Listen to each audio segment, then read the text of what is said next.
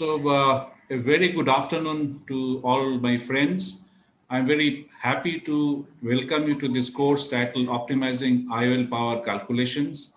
And helping me out, we have a wonderful, a very experienced faculty. You have Dr. Ramesh Durai Rajan, Dr. Nazneen Nazam, Dr. Kumar Doctor, Dr. Prashok Mohan, Dr. Suven Bhattacharjee, and Dr. Meena Chakrabarti. So this is the roadmap of the course today, and I have to speak in a couple of other halls. So after my talk, that is the first talk, that is after that I will briefly introduce Dr. Nazneen, and then she will take over the course. She will shepherd the course till I come back after my talks in the other halls. So this is Dr. Nazneen. She is a brilliant ophthalmologist. She just got her glaucoma FICO. She did her MBBS MS from Aligarh, DNB in 2008. She had already done her FICO. She had done a short-term fellowship in medical retina, long-term fellowship in glaucoma.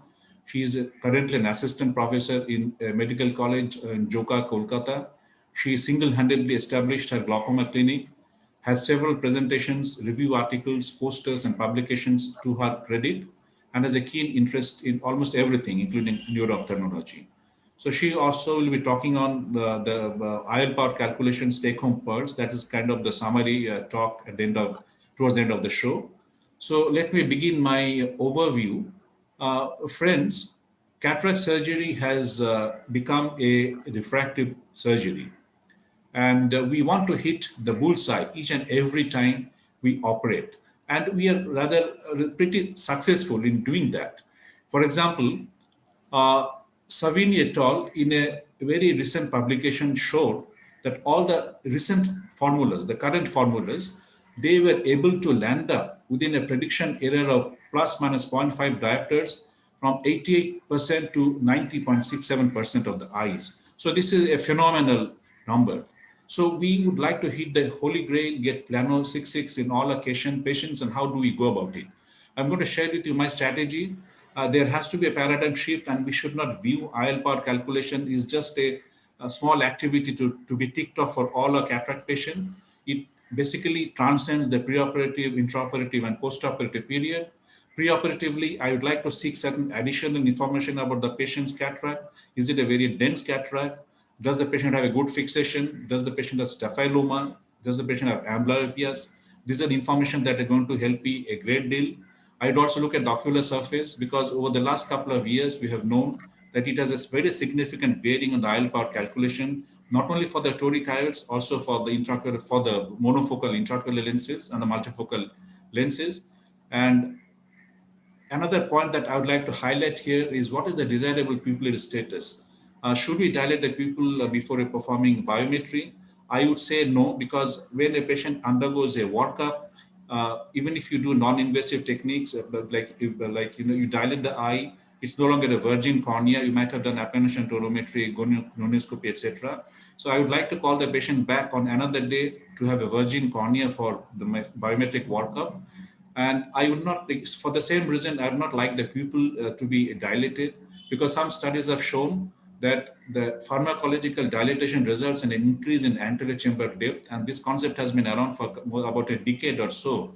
This particular study, published in Ophthalmic Therapy, showed that after dilatation, the anterior chamber depth shows a significant increase, and that has clinical bearing. See, for example, post-dilatation measurements with the Barrett, Olsen, Hill, RBF, and Hygie's formula overestimated the IOL power by 0.5 or 1 diopter in a significant chunk of the patients. So a cataract surgery patient should receive biometric testing in an undilated state. We also have thought about using artificial tears. This is, I think, quite a common practice just before biometry. It should not be done. And if you have put an artificial tear drops in the patient's eye, please wait for at least 5 minutes for you to perform the biometry. I use multiple devices to get my biometric parameters, particularly for toric IOLs. And if a patient is using contact lens, it has to be removed a couple of days prior to keratometry. and for a hard contact lens, 2 weeks prior to keratometry. Just because we are using an optical biometer does not mean that things will become fine, regardless of whatever we do. The values have to be validated. There are validation guidelines available, and please make sure that you validate your biometric results that you get. And if you don't get a good result, a suspicious result, delete it and remeasure it. Go into the habit of using the more modern formulas. They have been doing much better over the years. And last couple of years, I think the Kane formula has done extremely well for the standard non-toric IOLs, toric IOLs, as well as keratoconic patients. I always believe in using multiple formulas. For example, this is a post-ICL cataract, and I had used SRKT, Holiday, One, Hygie's, Hoffer Q, and adjusted the axial length using the Bancroft modification factor. And these formulas suggested an IOL power of 3 diopters. On the other hand, Barrett Universal 2, which is my go-to formula, suggested an IOL power of 2 diopters. Ultimately, I used a 3 diopter IOL. So I think for odd situations, it is better to use multiple formulas and arrive at a correct decision. Patient counseling as regards refractive targeting, etc., is important. And after all these issues are considered, the intraocular lens has to be selected in a proper manner. Now, for dense cataracts, optical biometers may not give you appropriate results. I'm not talking about the swept source OCTs based biometers. So I have a very useful and efficient strategy to counter these cases, not for bilateral mature cataracts, but for unilateral cataracts with a fellow eye being pseudophakic or having early cataract. So my trained optometrist performs optical biometry as well as ultrasonic biometry in this eye, in the fellow eye. And if there is close agreement between these two values, then I can reasonably assume that the biometric technique has been properly employed, and the value that I get for the fellow eye for ultrasound biometry may be relied upon. So this test is repeated once again for confirmation. Use a proper lens constant for optical biometer or ultrasound biometry. Intraoperatively, please make sure that you implant the lens within the capsular bag with an overlap of a 0.5 to 1 millimeter of the rhexis on the optic. And post-operatively is the moment of truth. Here you realize how you have been performing and whether you need to make changes the way you perform biometric workup of your patients. Lens constants used to be very important once upon a time, but with these formulas, with the lenses available from the multinational companies, I tend to go with the lens constants which are already there in these online calculators. However, with the new intraocular lenses, for which we have no known value of lens constant, so I use the manufacturer's lens constant and be ready to modify it, by modify the lens constant depending upon the results that we get. Again, we have come a long way in terms of our biometric performance. We are getting very accurate K reading. We are getting very accurate axial length, etc., etc. But the industry has not kept pace with time. Most of the companies still provide us lenses in an increment of 0.5 diopter steps. And though a few companies have come up with an increment of 0.25 diopter, and the various companies like ISO allows some degree of tolerance for these lenses. And none of the companies really put up the exact power of the lens on the lens box. And the companies also do not reveal, they do not disclose what exactly is the tolerance that they use in their own company. So if I give you an example, now if we have if your formula has calculated a lens power of 21.31 diopter for emmetropia, then we are going to go for 21.5. Now, if you see here, if for a 21.5 diopter intraocular lens, the permitted tolerance is 0.4. So you could also be ending up using a 21.9 diopter intraocular lens, which means you have a refractive mismatch of about 0.59 diopters. I also believe in using the first eye prediction error in cataract surgery to refine the refractive outcome of the second eye. There has been a lot of literature over the last 15 or 20 years on that. And these are the conditions that have to be met for you to use the fellow eye as your refractive, as your guide to calculate the power for the eye to be operated. So the first eye, the prediction error should be more than 0.5 diopter. Both the eye should have ocular symmetry, similar axial length and K reading. transcription errors and IL malposition errors should be excluded. And for the Barrett Universal 2, regression analysis studies have shown that you require an adjustment coefficient of 0.3. And for the standard older generation lenses, Hoffer Q and Holiday 1 and SRK2, it is the coefficient is 0.5. So for example, in the fellow eye, if you have landed up with a refraction of +2 diopter in the postoperative period, and when you're operating on the current eye, we don't adjust for the +2 diopter. Rather, we take this coefficient factor +1 diopter, and I will, which means, and I will aim for a -1 diopter for this eye to be operated for a plano target eventually.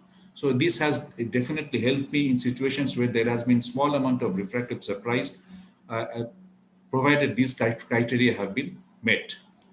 There are newer formulas like Pearl DGHS formula that has been taking the second eye factor into account. There is an emerging concept that gender also influences the different types of formulas.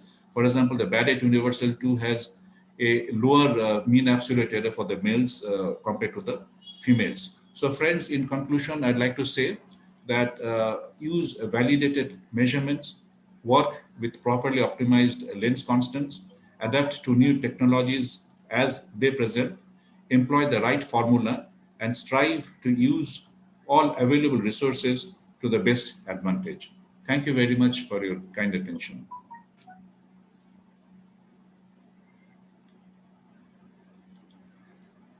Nazneen, you can take over now. Yes, sir. Thank you, sir, for your wonderful talk. So can you tell me how to make it full screen?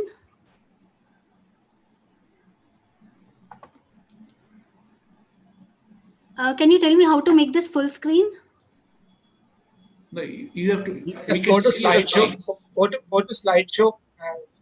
Okay. Just make that from current slide or from beginning. Yes. From beginning. Okay. So I'd like to welcome Dr. Prashobh Mohan. He has done his MBBS from Karakoram and his MS from Thiruvananthapuram, following which he did a fellowship in cornea. And he's currently a consultant in cornea and refractive surgery at Giridhar Eye Institute and is also the medical director of Swarnam Eye Bank. And his topic for today is toric IOL calculations. Dr. Ramesh Dorairajan, sir, I welcome you today. He's a consultant ophthalmologist at Sundar Eye Hospital, Chennai, and he has done his MS with honors and medals. He is the secretary of the Madras City Ophthalmic Association, and he has conducted several workshops on different aspects of biometry in regional and international conferences. And today he'll be talking on secondary and piggyback IOLs. Dr. Kumar Doctor is the medical director of Dr. Eye Institute, and he has been the past president of IIR-SI. And he has presented several instruction courses in ASCRS, ESCRS, and he has numerous publications, presentations, and videos, and has performed numerous live cataract and LASIK surgeries. I welcome him today to speak on long and short eyes. Dr. Meena Chakrabarti ma'am has done MBBS and MS with distinction and several gold medals. She is currently a senior consultant at Chakrabarti Eye Care Center at Trivandrum, and she has participated as faculty in over 100 state, national, international meetings and conferences. And she has been the recipient of several awards, including the National Award for Prevention of Blindness. Her topic for today is posterior segment pathology and vitrectomized eyes. Dr. Suven Bhattacharjee, the BHEX man, he is the director of Nayan Eye Care Center, and he's the director of MedInvent Devices, and he is, of course, the inventor of BHEX Pupil Expander and has patents globally. He is also the recipient of the AIOS P. Siva Reddy International Award and several other awards. And today he'll be enlightening us on the topic of post-refractive surgery situations simplified. And lastly, I'll be talking on the take-home pearls. So, Dr. Prashobh, I'd like to invite you to start your talk, please.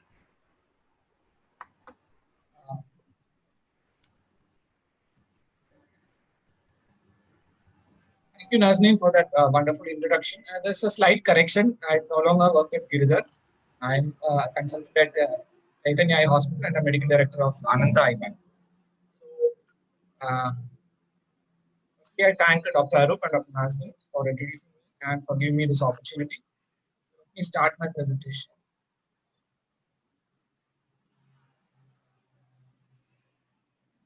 So I'll be talking on toric IOL calculations. No financial interest. And the first question is, why implant a toric IOL at all? Now, it has been found that more than 1/3 of the patients who undergo cataract surgery have an astigmatism of more than 1 diopters. About 1/5 have more than 1.5 diopters, and about 8% have more than 2 diopters. Now, the advantage of implanting a toric IOL in patients with significant astigmatism is that it is superior uncorrected distribution. And as you know, multifocal, if you are implanting a multifocal IOL, they have lesser astigmatism tolerance, and it is better to go for a toric IOL if you have significant astigmatism. Now, the prerequisites for selecting a toric IOL are that first, our diagnostics should be correct, because it is always garbage in, garbage out. So the detailed antigen posterior segment evaluation should be done, and special attention has to be given to the ocular surface and TFL.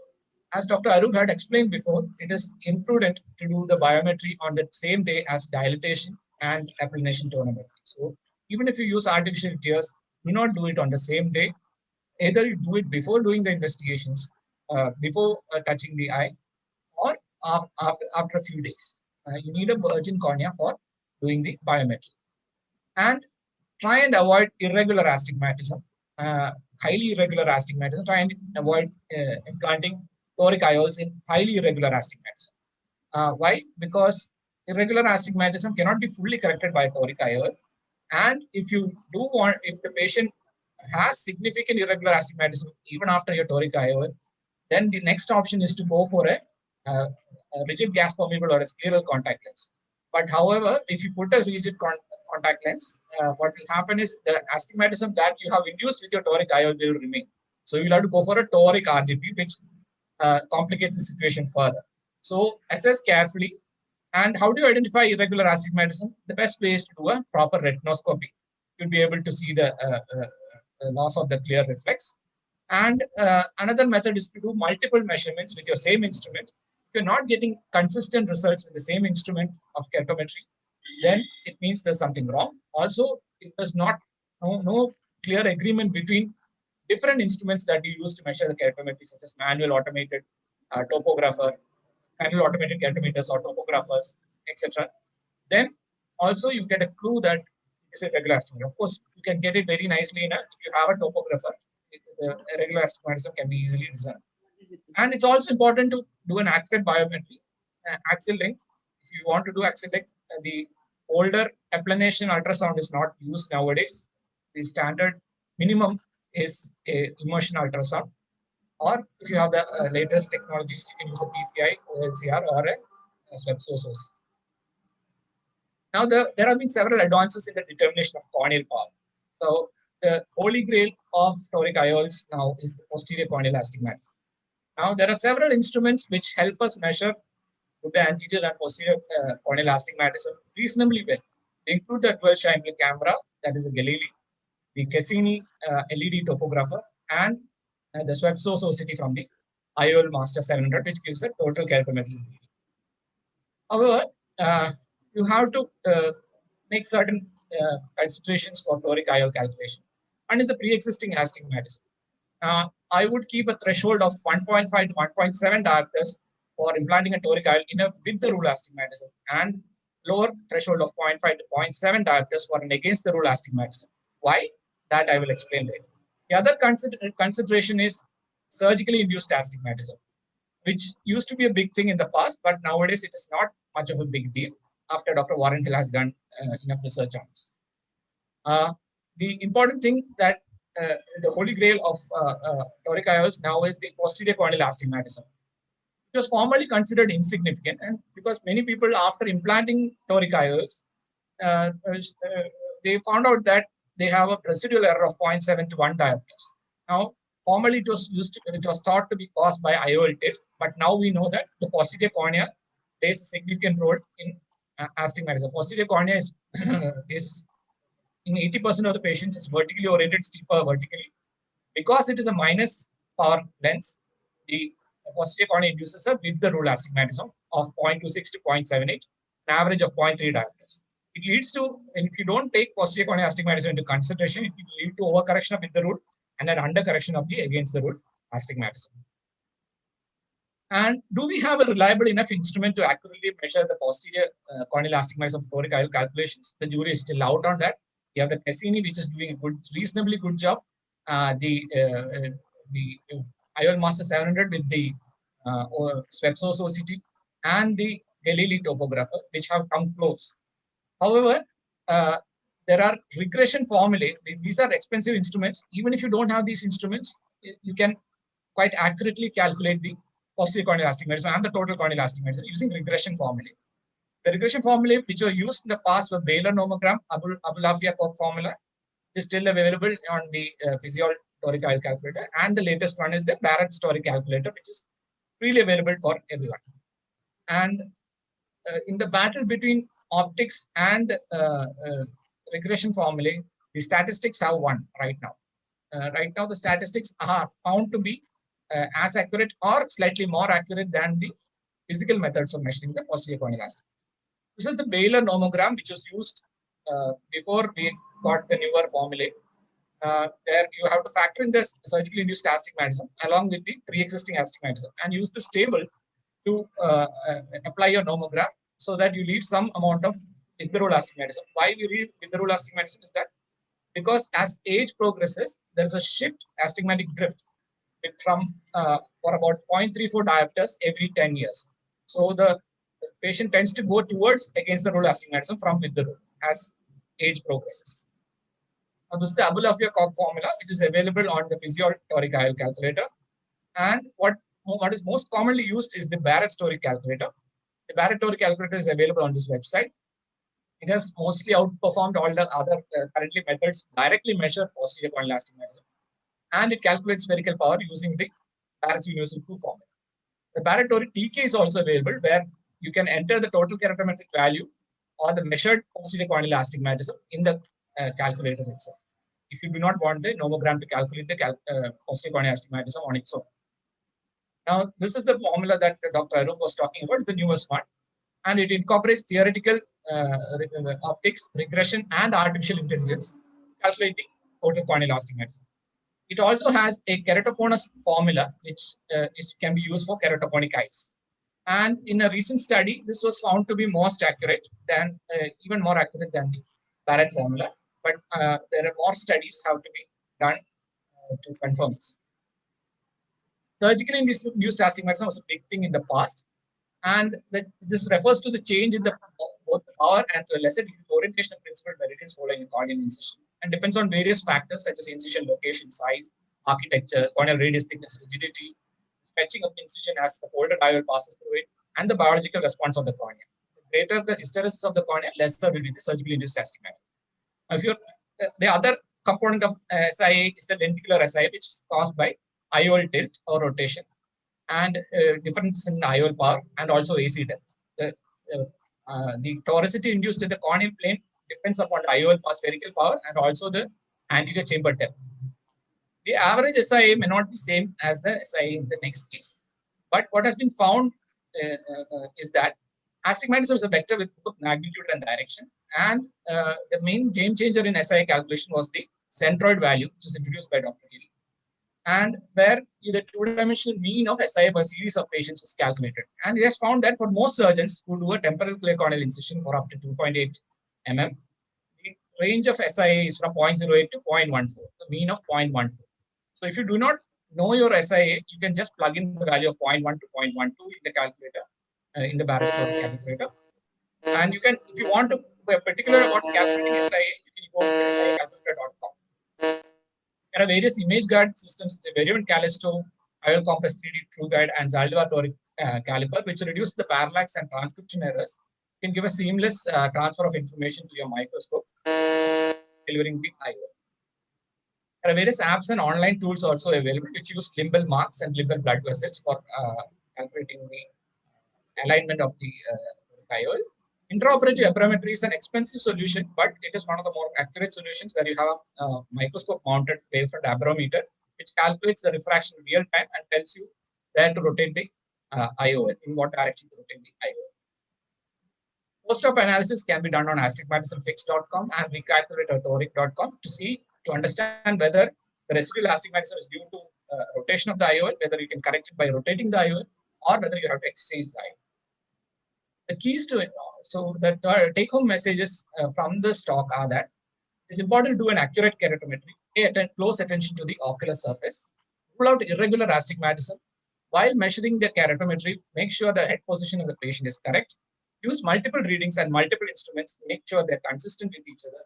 Use modern IOL formulae, and surgically induced astigmatism, you do a vector analysis or plug in a value of 0.1 or 0.12. And while looking at the target diffraction, overcorrect against the rule astigmatism by about 0.34 and undercorrect it with the rule astigmatism to account for the astigmatic drift that occurs. Thank you. Thank you, Dr. Prashop, for your very detailed talk on toric IOLs. I would like to request Dr. Ramesh sir to proceed with his talk next. Dr. Ramesh sir? Yes. Can you see my screen now? Yes, sir, but it is not full screen. Thank you. So my talk is on secondary and piggyback intraocular lenses. Now, these are rarely done. Most of us don't get an opportunity to do them frequently. The location of a secondary lens can be in the anterior chamber, retro-iris fixated, sulcus. It can be in the bag, or it can be a scleral fixated lens. Piggyback lenses are usually in the bag or in the sulcus. The reasons for secondary or piggyback lenses are many.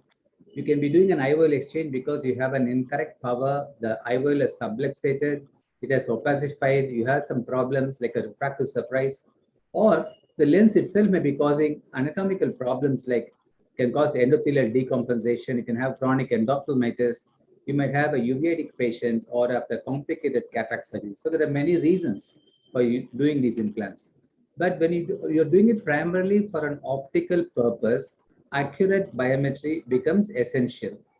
In a large series of nearly 500 secondary IOLs done in Germany, in Munich, they found that in their series, the commonest reason was dislocation, then aphakia due to complicated cataract surgery, and 6% of their secondary IOLs was for IOL opacification.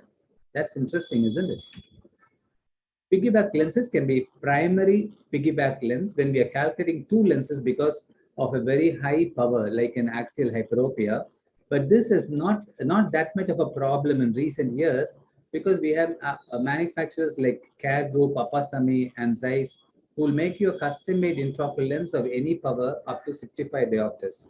Secondary piggyback IOLs are usually implanted for post-op ametropia, and the options include monofocal, toric, multifocal, and toric multifocal lenses.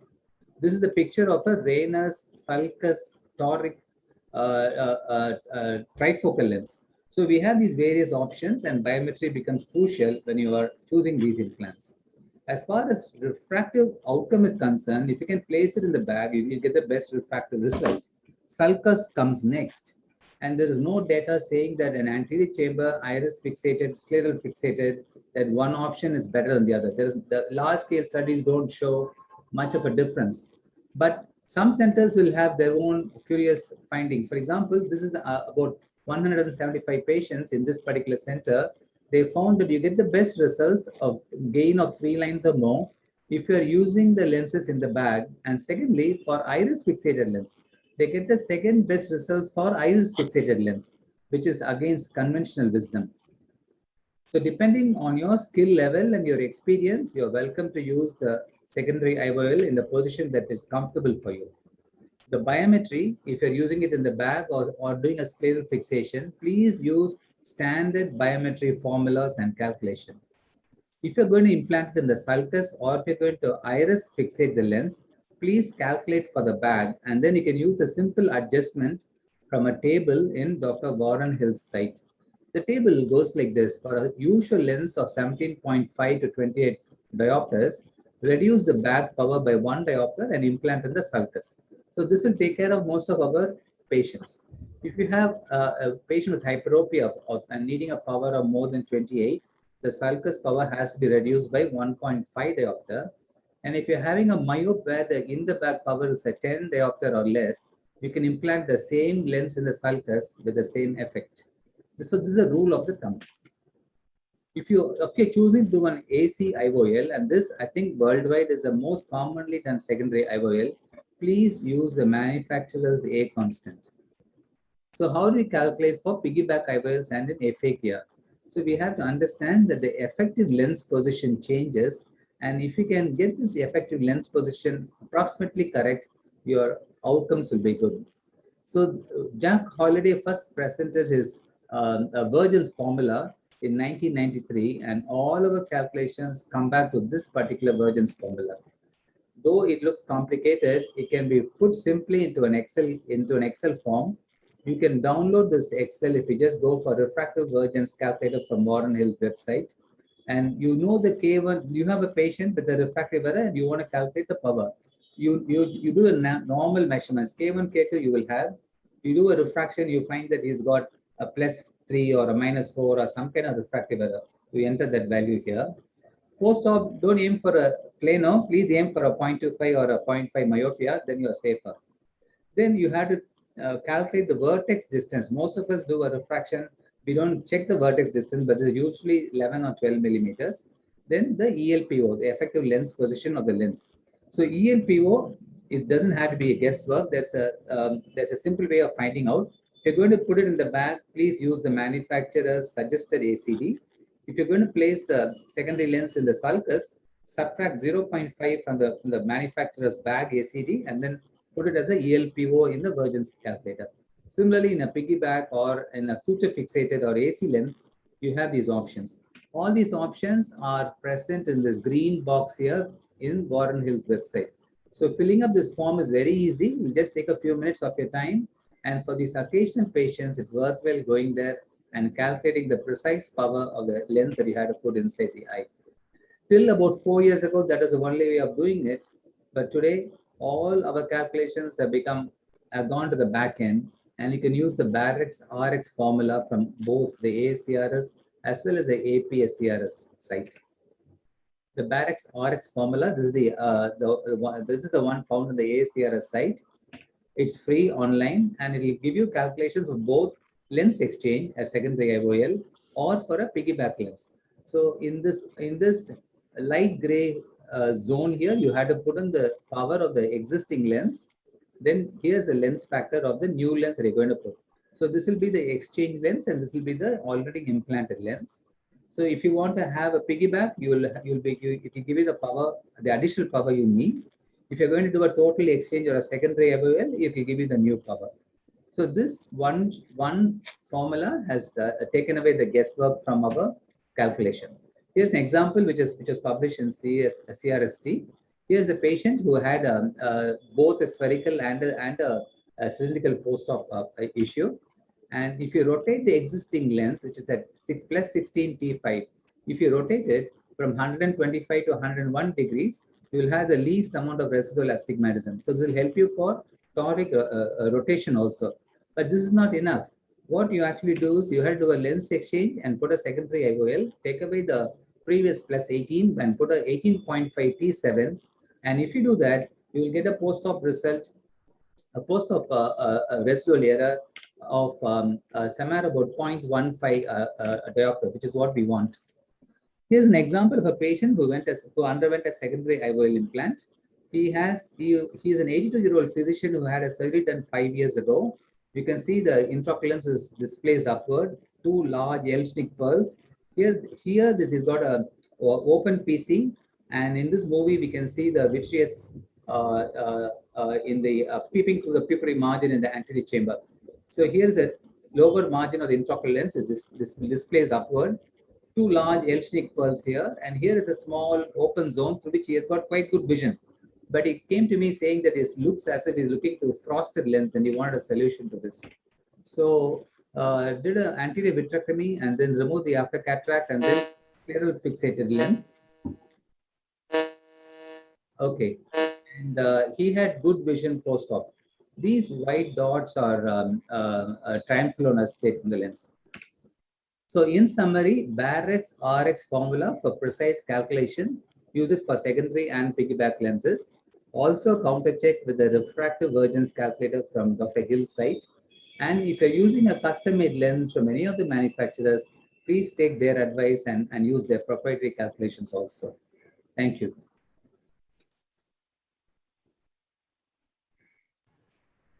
If there are any questions, we'll take it in the end. Is that okay? Yes, sir. Thank you so much, sir, for your wonderful presentation as always. I think next is Dr. Kumar. Doctor, is he there? I think he has a presentation in some other hall as well.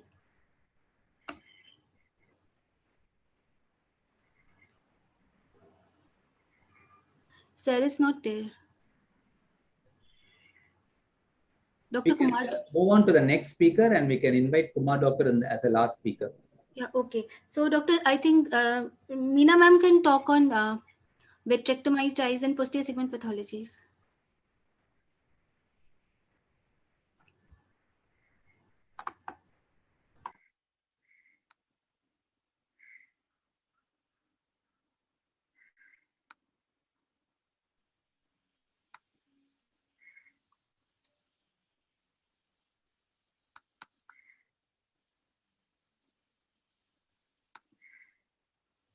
Before I start, I have two questions.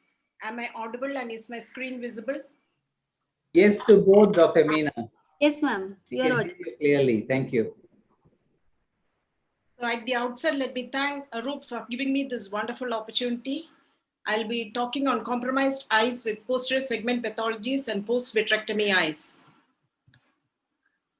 The IOL consideration in post-vitrectomy eyes, there are several hurdles that you have to cross before reaching the right decision. There are hurdles while determining the axial length. And we have to take into consideration the difference in the refractive index of the normal vitreous and the silicone oil if you are thinking of a long-term silicone oil tamponade before reaching at the appropriate IOL power. And the IOL material that is to be used is also should be given a second thought in these compromised situations. So the ideal would be to perform a biometry or axiometry prior to vitrectomy using either the optical or the acoustic ultrasound scan. This can be archived in the hospital and a copy handed over to the patient. This is what we do in our center. Any patient who is undergoing a posterior segment procedure, be it a buccal or a vitrectomy, undergoes an axial length measurement and A scan. The IOL power calculation by measuring the axial length is best performed in a silicone oil filled eye by the optical biometer. But if the patient is not able to fixate, especially if he has an advanced or a total cataract or an anterior chamber which is filled with emulsified silicone oil, in such a situation, we have to resort to an ultrasound biometer. And here we face majority of our hurdles. You have to bear in mind that the speed of the ultrasound in silicone oil is different from that of the normal vitreous. The slow speed of ultrasound in the silicone oil will produce smaller amplitude retinal echoes, and there can be shifting or reduplicating echoes. And if you have an eye which has an incomplete silicone oil fill, and if you're measuring the axial length of the patient in the supine position, you will see that on the posterior meniscus or between the posterior meniscus of the silicone oil and the retinal surface, there will be a small space that is filled either with the liquid vitreous or a posteriorly circulating aqueous, and you will not get an accurate axial length measurement. What axial length that you measure in the silicone oil filled eye has to be adjusted for the speed of ultrasound in silicone oil.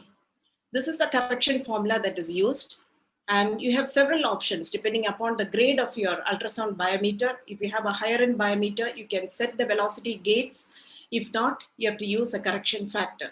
You measure the difference in the velocity, both of the lens as well as of the vitreous, and then you add that together to get the axial length. Let us look at an example. Here, the ultrasound biometer gives an axial length of the silicone oil filled eye as 36.28. By applying the formula and measuring the axial length of the measurements of the various components of the axial length, the anterior chamber depth, the lens thickness, and the vitreous cavity depth, you can add all that together and get an axial length of about 25.69, which is the same that you get if you measure with an optical biometer. So measuring with the optical biometer and keeping the lens status as silicon oil filled eye makes the measurement much easier. If you're using an ultrasound biometer, again, you have the higher end machines have the option of setting the velocity gates of the vitreous depending upon the viscosity of the silicon oil that you're using. For example, if you're using a 5000 centistore silicon oil, you can set the gate at 1040 or 980 if you're using a 1000 centistore silicon oil. If you're using a basic model machine as a dense cataract with emulsified silicon oil, set the velocity gate at 1532, measure the axial length, and apply a correction factor of 0.71, assuming that you're using the most commonly used viscosity silicon oil, which is 1300 centistores. The axial length it's not possible to get an accurate axial length measurement. In such a situation, you may have to depend upon the axial length of the fellow eye, take the measurement from the CT scan, and the least desirable option is to use a standard power intraocular lens. Intraoperative biometry for intraocular lens power calculation gives good predictability. So does intraoperative retinoscopy, applying the various formulas with which you multiply the aphakic refraction to get an appropriate IOL power. The second part of the discussion is the difference in the refractive index between a silicon oil as well as the normal vitreous. And in certain situations, for example, if the patient has an unstable posterior segment and you have to retain the silicon oil as a semi-permanent tampon for long periods of time, in such a situation, you have to bear in mind that this higher refractive index of the silicon oil will produce a hyperopic shift in refraction. And the rule of the thumb is to add 3 to 8 diopters to the calculated IOL power to achieve emmetropia. Or you have the option of using this formula, taking into account the refractive index of silicon oil, the refractive index of the vitreous, to calculate the additional IOL power that has to be added to whatever you have calculated to make up for the hyperopic shift. It should also be borne in mind and explain to your patient that subsequently, if that patient requires a silicon oil removal, you can expect a myopic shift in the refraction. The amount of refraction shift depends upon the type of IOL used, and the rule of the thumb is to add 3 diopters to the IOL power that you have calculated in case of a convex or plano lens and 6 diopters to your biconvex lens. If you are operating on a patient who had undergone a prior vitrectomy for a macular pathology which causes gross macular thickening, and you're using an ultrasound biometer to measure the axial length, there's an underestimation of the corneal photoreceptor distance. And in this situation, you have to add the central retinal thickness to the axial length that you have obtained with the ultrasound biometer. If you're using an optical biometer, this is not necessary. This is an elegant study which has demonstrated that you can correct the axial length by adding the central retinal thickness to the axial length that you have measured using the ultrasound biometer, or implant an IOL which is less in power by about 0.50 diopters. In eyes in which there is siliconoid tamponade, you expect a myopic shift in refraction due to the anterior shift of the intraocular lens. And it should also be borne in mind that once the gas bubble has resolved, the cavity is filled with posteriorly circulated aqueous, and there will be a difference in the refractive index. And it is also seen that even after the gas bubble has absorbed, the position of the intraocular lens has shifted forward, causing a myopic shift in the refraction. And we have to adjust the intraocular lens power for the same. In a buckled eye, you have to take into account the elongation of the axial length, which stabilizes at around 3 months after surgery. So if you're planning cataract surgery in a buckled eye, do it ideally 3 to 6 months after the primary procedure. And also your IOL power should be adjusted, taking into account the axial length. Only the vitreous cavity depth part of the axial length is larger, and the myopic shift should be avoided. And the rule of the thumb is to adjust the IOL power down. If you have an IOL power of greater than 14 diopters, reduce the IOL power by 0.5 diopters. Most of the studies that have been done has been done using the older formulas, the newer generation formulas in vitrectomized eyes, whether it is a plain vitrectomy that the patient has undergone, or if you are undergoing a combined phaco silicon oil removal. The newer generation formulas do very well, especially if you do a lens constant optimization also. The Barrett Universal 2 or the EVO or the Keynes formula does very well. And if you have using an older generation formula, and the eye it's a long eye with an axial length greater than 26 millimeter, the Van Gogh adjustment is necessary. Similarly, in eyes who undergo a combined phacoemulsification plus a posterior macular pathology surgery, such as an internal limiting membrane peeling, vitreomacular traction relief, or peeling of the epiretinal membrane, the Keynes formula among the newer generation formula works best. The IOL choice at hydrophobic acrylic is the best IOL to use in this kind of compromised eyes, a square designed to prevent the development of a posterior capsular opacification. And if you opt for a rigid lens, these are the modifications of the desirable feature in a vitrectomized size. So we're dealing with an intrinsically technology, and every effort to optimize the IOL power calculation, making use of all available techniques and technologies is necessary in this compromised situation. I thank you very much for your patient hearing.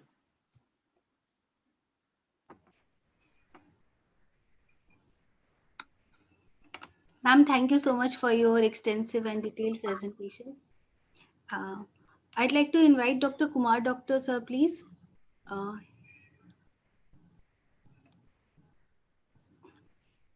Yes. First of all, I'd like to thank Arup to have given this opportunity to me. Thank you very much.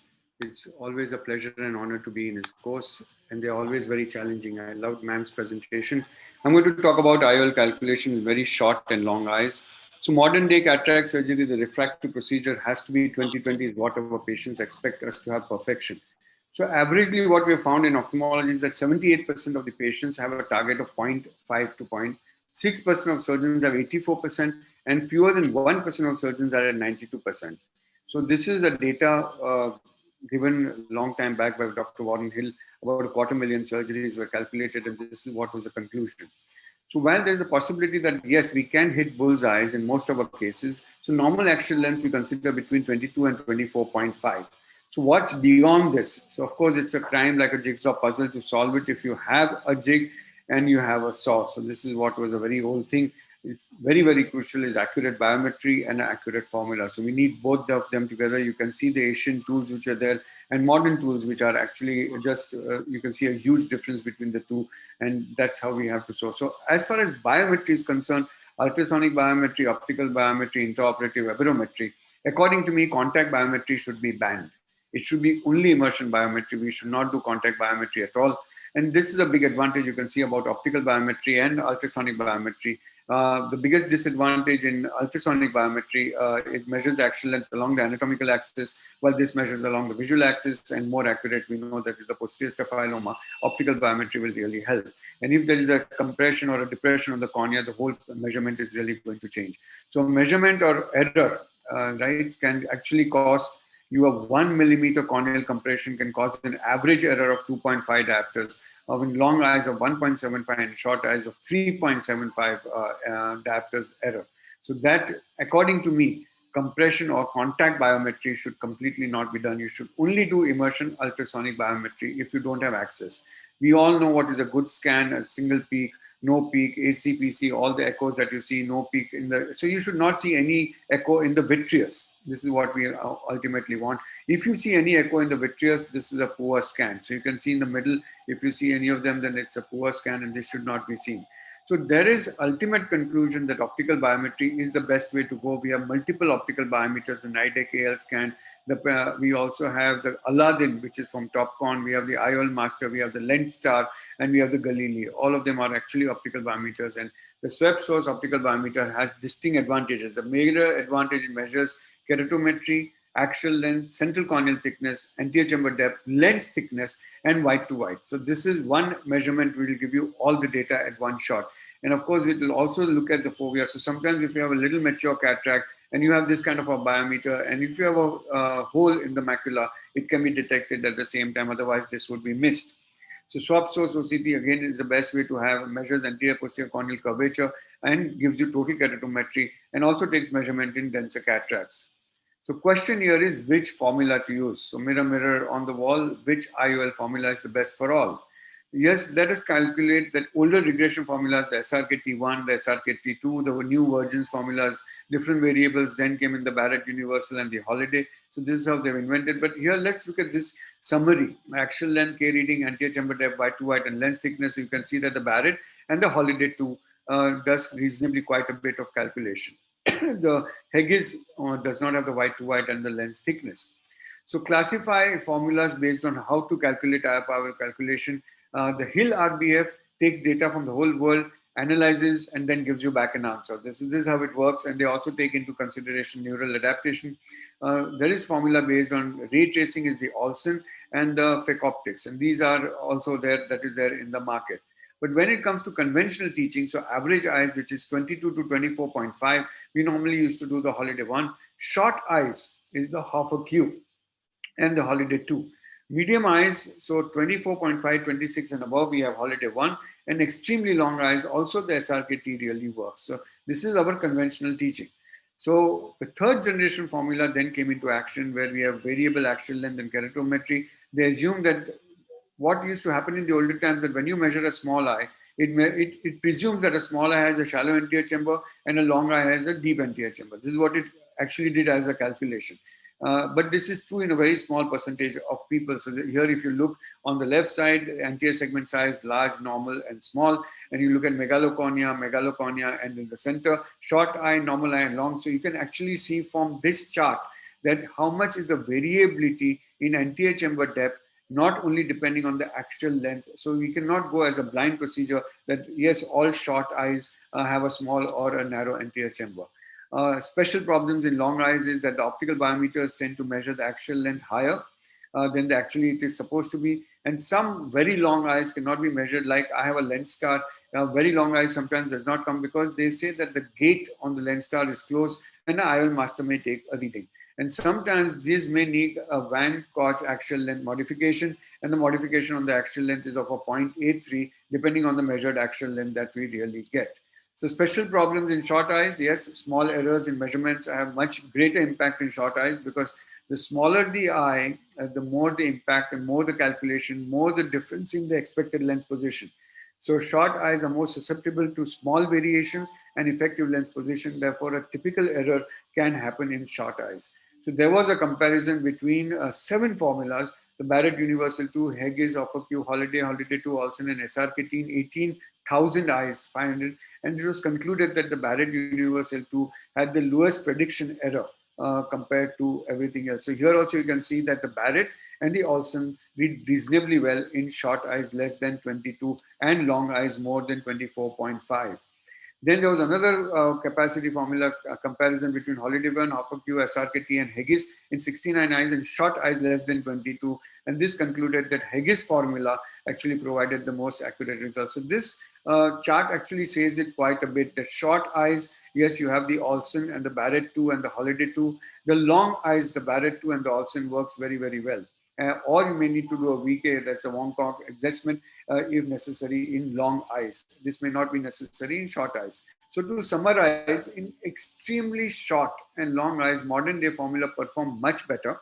So I know that in short eyes, the Haigis, the Offerq, and the Holiday 2 do very, very well.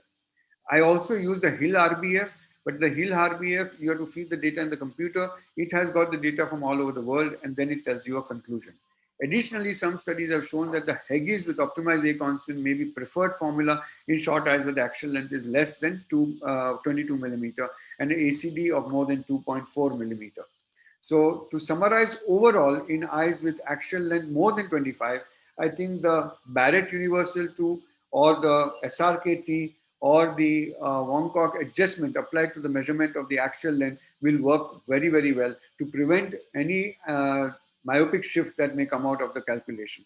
So this works quite well in long eyes. So steps to optimize the outcome in extremely is, of course, optimize your A constant, validate your measurements, and do not remove, spend extra time in counseling to the patient that your eye is not a normal eye and this may just take place. I'll just show a small video of small stuff. Now this was a micro-ophthalmic eye, and I just want to show you. With high hyperopia, was referred for refractive correction. On examination, her best corrected visual acuity was 20 by 40 part in both eyes with a correction of plus 12 diopters. On slit lamp examination, she had a normal sized cornea in a very shallow anterior chamber, and gonioscopy showed occludable angles with a normal IOP. She underwent a prophylactic YAG PI in both eyes. A dilated fundus examination revealed heaped up optic nerve head and retinal vessel tortuosity with an attached retina in both eyes. OCT macula was normal in both eyes. A detailed time is up, so we'll just tell you the end thing that I put a 65 diopter article in this case in the left eye. And the patient did reasonably. I think my time was up. Thank you very much. We put a 65 diopter IOL in a micro-ophthalmic eye, and patient did extremely well. Thank you, Arup, and thank you, ma'am, to have asked me to participate in the course. Thank you so much, Kumar Doctor sir. Can I invite Dr. Suven Bhattacharjee sir now to present his presentation? Sir, are you there? Dr. Suven sir?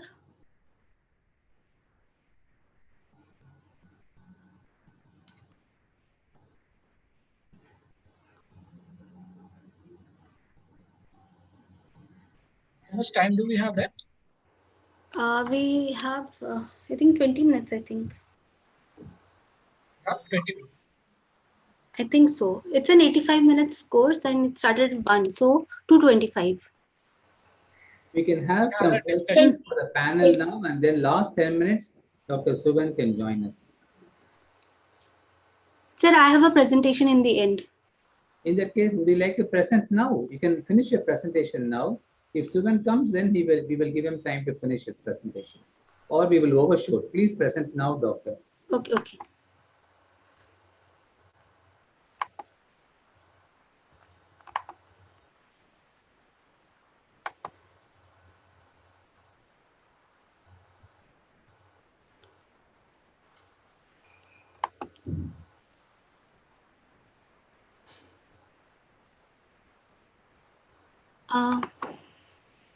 Yeah. Are the slides visible? I'm available. Nazin, can I come in now? I'm sorry, I was. Oh, yes, sir. Sure, please. Please. Yeah, I'm sorry to butt in like this, but No, it's okay. It's okay, sir. yeah, because I'll have to go back to the other one. Yes, sir. So, shall I share my screen? Yes, sir. Yeah, thank you. So, I've been watching the presentation on the other device, and it's been going great. I've had a one earphone on the mobile and my other on the laptop. So I've kind of split personality. So let's start with my brief. My brief is to, yeah. So I guess you can see my slides, and let me just make it. Yeah. So my job is to make post-refractive surgery situations, IOL power complications simplified. So the bottom line is I'm not a nerd and I can't do too much with these calculations. So I will choose to keep it simple. And actually the newer biometry machines and formulae are kind of helping us to do that job. But still, we need to go back in history a little bit. I acknowledge the contribution of Dr. Sagar Bharwar, who lent me his slides and taught me a lot on this. So quick revision, biometry errors, axial length 1 millimeter error causes 3 diopter of post-op refractive error, keratometry 1 millimeter error would cause 1 diopter refractive error, and AC depth error of 1 millimeter would cause 1.5 diopter refractive error. Now, the problems with refractive surgery are standard keratometry methods, manual and auto, do not apply because the corneal curvature has been altered. And the standard formulae also do not apply because the corneal power is taken into the calculations for the post-op refraction and also for the ELP. So it's a kind of double whammy. So the problem with refractive surgery is formula is if you input garbage, it's going to be garbage out. So we want to be very careful about what we input over here. So laser vision correction would be LASIK, PRK, SMILE, LASIK, and RK. That's another ball game. So let's see what the problems are with each one of these. Now, in keratometry, in laser vision correction, what happens, we are modifying the anterior curvature, corneal curvature. We're leaving the posterior curvature unchanged. So that means it alters the Gullstrand ratio of anterior posterior curvature based on which we have all our calculations this far. And so the standard keratometry measures only anterior curvature, posterior curvature is extrapolated based on the Gullstrand thing. So that gets kind of messed up. So this is no longer valid after laser vision correction. In radial keratotomy, we have a different kind of problem. We have a small optical zone. Though the ratio is maintained between anterior and posterior curvature, we have a small optical zone. There is a diurnal variation in refraction, irregular astigmatism, and we can have a surgical, after we do the surgery because of hydration of the cornea, we can have a flattening which will take months and sometimes years to resolve. So the other problem with laser vision correction and radial keratotomy is the radius zone error. So all our automated keratometry measure instruments provide the central 3 to 3.2 millimeters measurements, but that is where things change. In myopic LASIK, we have already created a larger optical zone, and in hyperopic classic and RK, we have made the zone smaller than 3 millimeters sometimes. So in post-RK, the corneal changes are that basically what was spherical and had a fixed ratio and a standard optical zone has become a small optical zone and centrally, and it's got flattened centrally completely. Though the Gulf-Strand ratio is maintained, the optical zone is small. So, and the refractive effect can change over time. With post-classic or PRK, what the corneal changes that we have are basically we have a larger optical zone, an altered ratio, the Gulf-Strand ratio is altered, and that we have a flattened anterior chamber, which have a wet anterior curvature, which actually leads to all that. In hyperopia, again, it's a kind of mix of both the problems. It's a smaller optical zone, altered anterior curvature. It's a kind of mess with both the factors being in play. Now we come to the effective lens position. So though all IOL calculation formula differ in the methods but of estimating ELP, but most use the corneal power at some point in the time. So let's say what happens over here. In myopic ablation, there is a reduced corneal power. Formula incorrectly assumed the anterior chamber is shallower, which gives us an anterior ELP, and we have an underestimation of IOL power, which results in a hyperopic result. So what is the remedy to our problems? So post laser vision correction, what we would like to do is directly measure both anterior and posterior corneal curvature exactly, not by extrapolation, and get the net corneal power. That would help us. In post RKIs, we need to factor in the fact that we're dealing with a smaller optical zone and need to calculate what is the effective optical zone that we're dealing in that particular eye. So when it comes to K reading solutions, we have corneal topography where we take the SIM-K, slightly older, not used too much, but used in certain machines still. Scheimpflug photography has been used for some time. The EKR, the equivalent K reading in the Holiday report, gives us a measure. We'll come to that. We'll come with diagrams on that. And the total corneal power. That is actually, sorry. So the total corneal power or the true net power is a software calculation from the corneal vertex power. Now, OCT, when you have that incorporated in certain machines, and that OCT has to be for the corneal measurements. So that you get a high resolution OCT of the anterior and posterior curvature, that can give you a much better idea of the true corneal power. Now let's come to the EKR. Now this is a case of post-radial keratotomy. Now look at the range in which the EKR, there's a wide variation in the distribution over 12.7 diopters in the EKR values over the 4.5 millimeter zone. So it's a huge variation. That's what leads to trouble. Now it's a post-classic eye.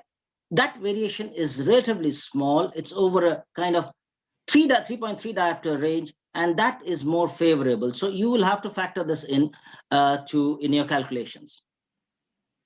Now, K reading solutions for biometers, we have different options over the generations of these biometers. Lenstar uses 32 reference points. IOL Master 700 uses something called telecentric keratometry and a swept OCT. That has a huge advantage. The Tomy uses topography simultaneously at 2, 2.5, and 3 millimeter diameter optical zones. I have a Tomy myself, but the IOL Master has certain features which would help you in kind of post-laser vision correction. Otherwise, most of the machines work very well for other things.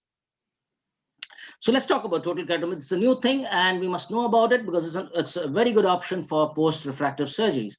So this considers the corneal thickness and the posterior corneal curvature in addition to the anterior corneal curvature, which most other instruments do. So what is measured is the total keratometry by telecentric keratometry measurement of the anterior corneal surface.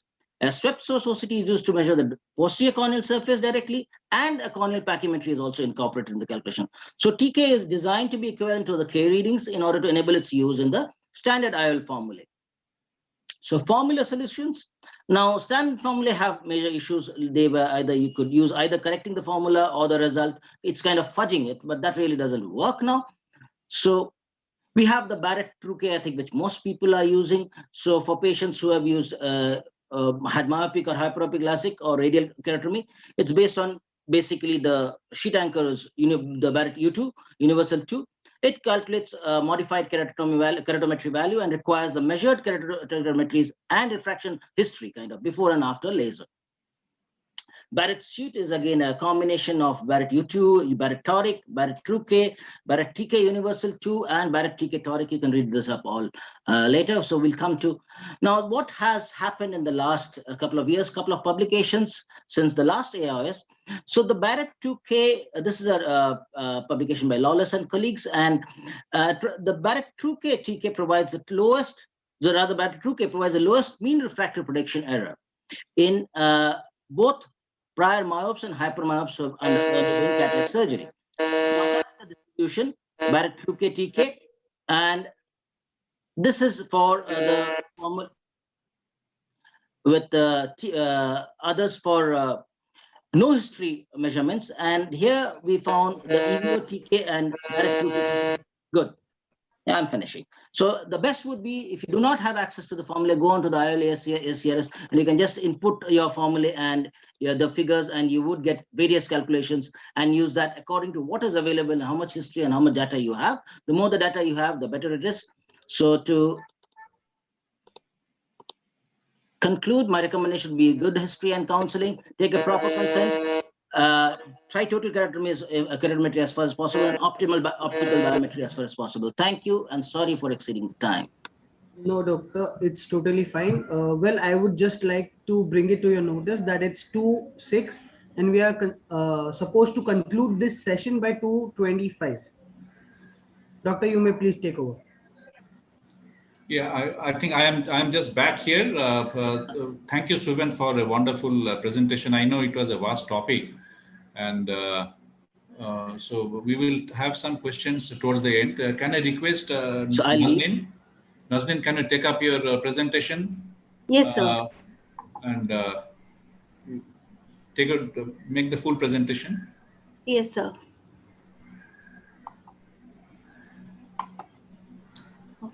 You have added so many degrees to your name.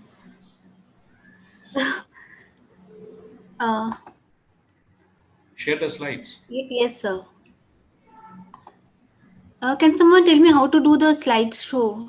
We can see your slides. Yes, sir. From the beginning? From beginning, yes. Yes, you can just press Alt F5 and that will start the PowerPoint presentation. Alt F5. Yes, doctor.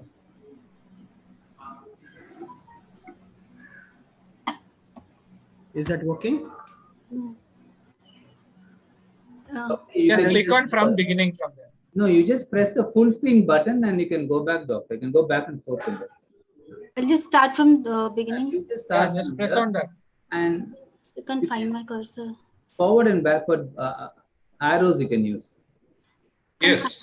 Find my cursor.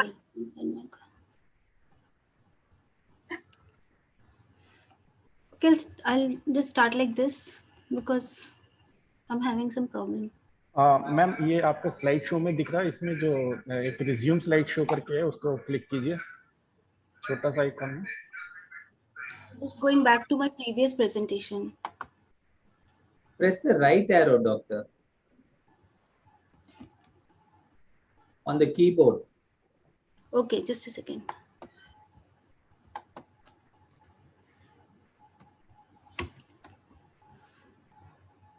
Yeah, just go to the from beginning. From beginning. Yeah.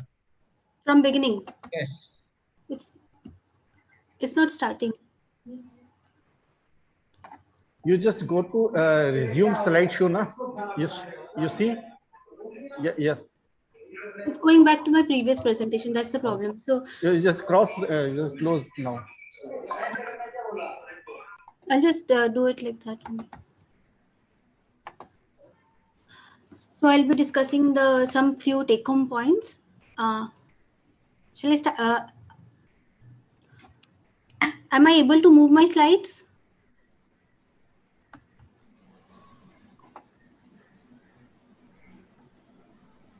Steps there.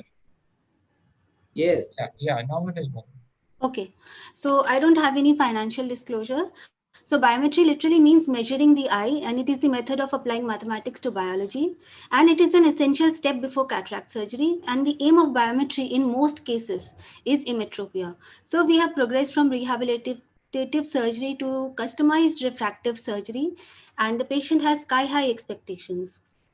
So to target emmetropia, we need to know certain things like a good history, good preoperative evaluation, good measurement, good biometry machine, appropriate IL-power calculation formula, and we need to take care of certain special situations like astigmatism, post-refractive surgery eyes, post-retinal surgery eyes, and short and long eyes. Counseling, and some more counseling is important. So it is important to communicate with the patient, identify his expectations, have clear dialogue, and document everything. So a thorough history and examination, optimize the ocular surface, tackle dry eye and meibomian gland disease if it exists, take multiple measurements on more than one device, use more than one IL power calculation formula, do good counseling, and select the proper IOL suited for the patient's needs. So we know optical biometry is the gold standard for measuring the axial length because it measures the refractive axial length rather than the anatomical axial length. It is suitable for certain conditions like pathological myopia, aphakia, pseudophakia, post-refractive surgery, and silicone oil-filled eyes. So coming to toric IOL calculations, posterior corneal astigmatism is something that we need to look into if we want to improvise our results in toric IOLs. Douglas Koch was the first to suggest posterior corneal astigmatism. It can be measured directly via Scheimpflug tomographers or theoretically via the Barrett toric calculator or the Abulafia-Koch formula incorporated in the PhysiIOL calculator. Now, the Barrett toric calculator is very accurate and it is available at the ASCRS and APACRS websites. It was derived by Dr. Graham. Now, the PhysiIOL toric calculator is as accurate as the Barrett toric calculator. Now, intraoperative aberrometry measures the eye's total astigmatism in the aphakic state, and although expensive, it may be a tiebreaker in certain situations. In case of a residual refractive error after toric IOL implantation, now whether to rotate or exchange or to do a refractive surgery, you can go to astigmatism fix. Or the Barrett RX. So the take-home points for this are the toric IOLs are the standard of care for astigmatism. Take multiple readings of the anterior corneal surface. Do not ignore the posterior corneal astigmatism.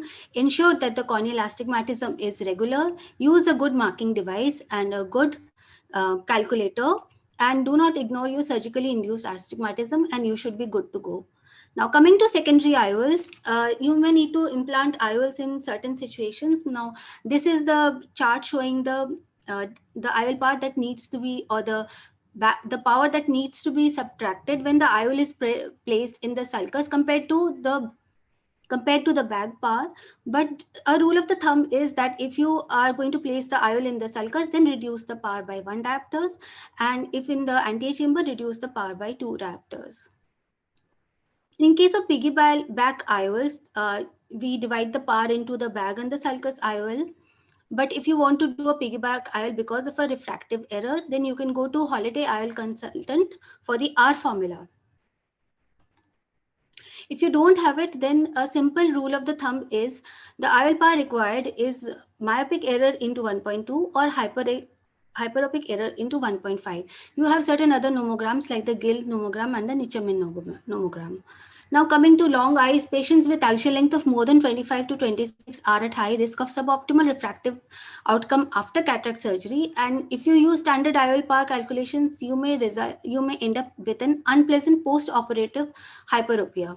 So the recommended practices are use the Van-Cox modification of the optical biometry axial length, or go for the Barrett Universal 2 or the Hill RBF method. Now, this is the Van-Cox modification. Barrett Universal 2 is one of the most accurate that we have, and the Hill RBF, which caters to high and extremely high myopia. We also have the LADA super formula, which has taken the five best formulae and has come up with this LADA super formula. It is based on big data and crowdsourced approach. Now, posterior staphyloma needs consideration. This may happen in high axial lengths and pathological myopia. The incidence increases with increasing axial length, and failure to recognize it may result in an unwanted refractive surprise after surgery. So, when doubting, when you think that a posterior staphyloma may be present, do a preoperative ultrasound and opt for optical biometry. Short eyes come with a range of problems like shallow anterior chamber. The IOL size ends up being large compared to the size of the eye. There may be ELP errors, and there's a confusion regarding which IOL power to choose. So optical biometry is the way to go. The choice of formula, there are several. We can use Haigis or Hoffa-Q for axial length less than 22 or Holiday 2. We can use Barrett Universal 2 and Hill RPF. Posterior segment diseases present a challenging situation. Vitrectomized eyes, fragile posterior capsule, weak zonules, buckled eyes, silicone oil filled eyes are challenging situations. We know there's problems that we encounter with silicone oil. Ma'am has already explained that in detail. So I'll just say that optical biometry is a good option in such eyes, and the IOL power formula that you can choose are Barrett Universal 2 or the Emmetropia verifying IOL, Kane IOL, or the ladder super formula. And also keep in mind that you need to avoid silicone oils and choose either PMMA or acrylic IOLs. Post-refractive surgery, biometry after corneal refractive surgery is challenging because standard keratometry does not apply. It is difficult to calculate the effective lens position, and standard IOL formula also do not apply. So you need to do a good topography, no doubt, and you need to measure the net corneal power. Now,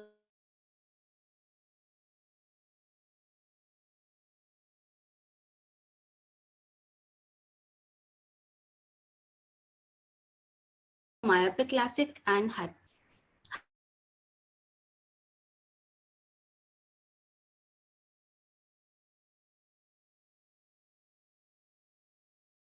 refractive calculator. So this is the table showing the IOL power formula at a glance. To sum up, history and examination is very important. You need to counsel the patient. Optical biometry is very important. Take multiple readings. Choose the appropriate IOL power formula.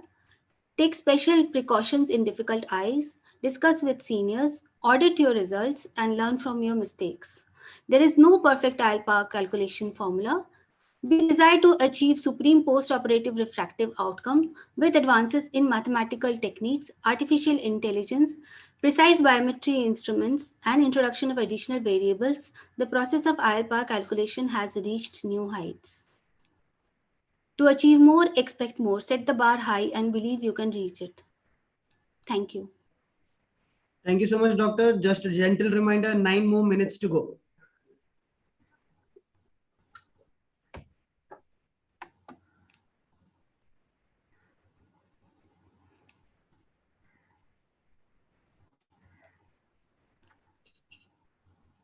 Yes, doctors, I guess everyone is on mute.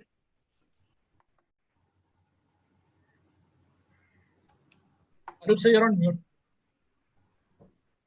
You're visible, right? Okay.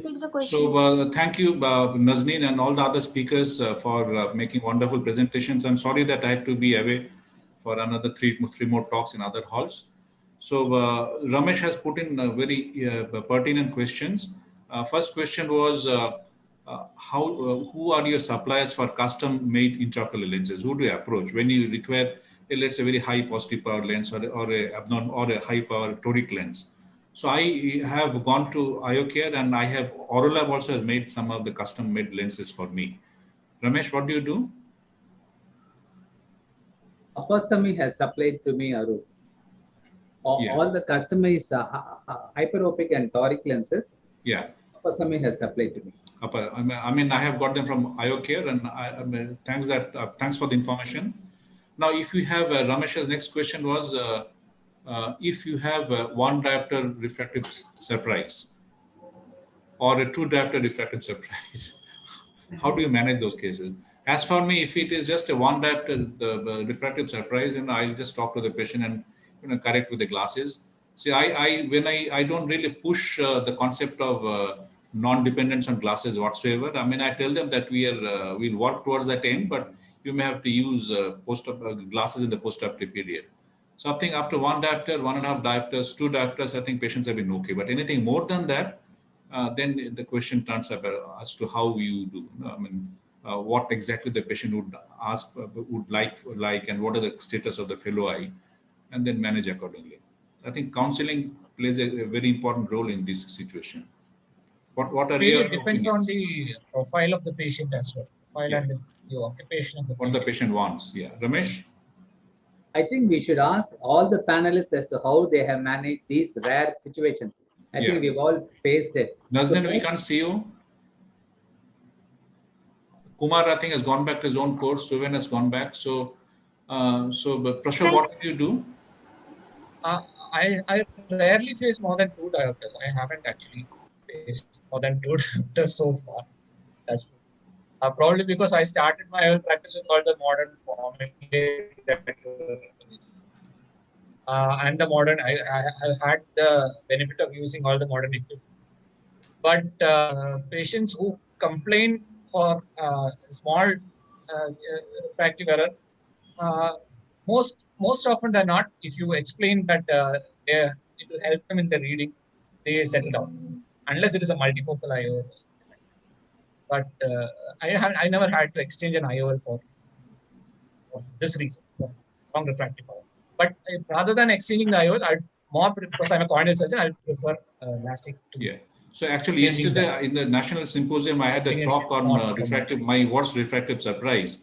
So that actually happened to be a patient who got a minus 5.5 diopter sphere and minus 1.5 cylinder. That was way back. I mean, that was a patient came with a very mature cataract, almost very advanced cataract, both eyes. I got it about 5 or 6 years back. But optical biometry could not be done. But subsequently, I don't think I have really got a refractive surprise that has really bothered me or my patient. And in case you get a little -1 or -2, you can always talk to the patient and adjust if the patient has cataract in the fellow eye, adjust the IOL power in that eye so that patient can sort of think about monovision. But Ramesh, I know you have very interesting concepts on this. What would you do? No, the same as yours, Arup. I think we should wait for at least 3 to 6 months and give time for the patient to get used to it. But in my lifetime, I have only done one piggyback lens for one patient who had monovision with 1.75, and she could not tolerate it at all. So 3 weeks after surgery, I put a piggyback lens for her. So that's the only piggyback lens which I've done in my lifetime. What lens was that? Was it a standard lens or a Sulcoflex lens? I used Rayner Sulcoflex. Okay, yeah.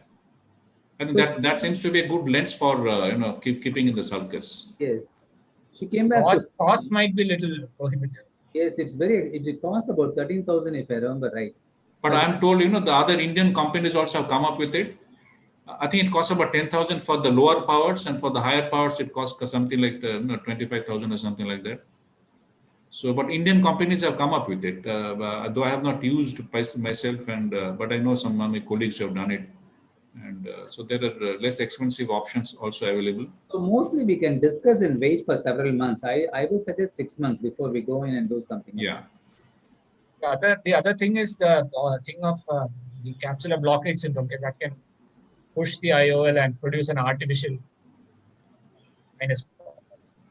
Yeah, that can happen. When the patient becomes slightly myopic postoperatively, it could be because of shalling of the anterior chamber or anterior migration of the lens. It is not the effective lens position. So in that case, of course, an EI capsulotomy is going to help the patient out. So on the slit lamp, it will become clear as to what is happening in the given patient. One thing I've realized, that Kane formula, it has taken us by storm. Barrett Universal, Heal RBF, when I compare, I find that Barrett Universal 2 gives me more reliable measures. And I have started doing the Kane formula, and it is pretty good actually. It doesn't differ significantly from Barrett Universal 2. And it's supposed to work out extremely well. What about the IOL constants? Come again?